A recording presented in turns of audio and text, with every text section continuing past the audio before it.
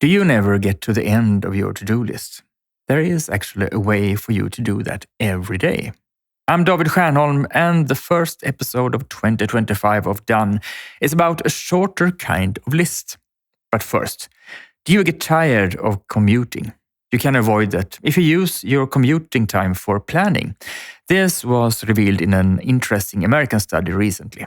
But what kind of planning can you do? I have 5 ideas and I share them in a quick video on the Structure blog right now. You'll find a link to it in the show notes.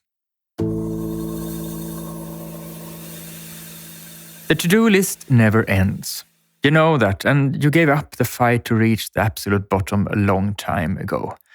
But wouldn't it be nice to finish today's list before the day ends? If only there weren't so many new things popping up all the time and so many meetings. Sound familiar? I believe you could benefit from a minimum list. It's the short list of things you absolutely need to get done during the day. It's not the list of everything you wish you could get done, nor is it the list of things that would be nice to have finished by now, and certainly not the list of things you should be able to finish if nothing unexpected happens.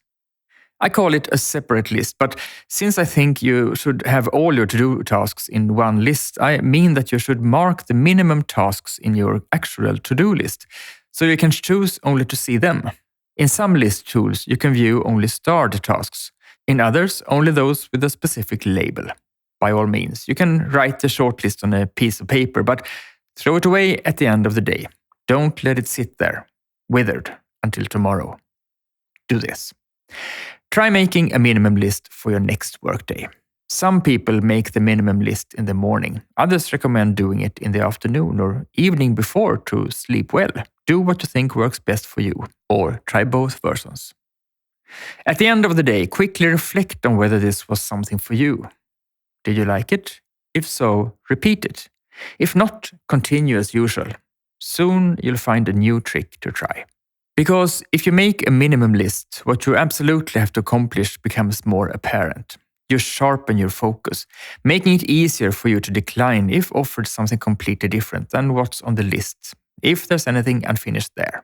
Of course, new tasks with the highest priority may come up, but it's easier for you to make room for them when the list of absolute must-dos is shorter than your usual daily list. If you have a minimum list, you can feel more satisfied at the end of the day, even if unexpected things have come up, which they always do. What difference has your minimum list, or whatever you call it, made for you? Please write to me at david@stiernholm.com and tell me. I'm curious.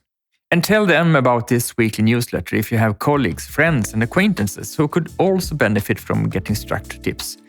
You would make me happy, and your friends will be too.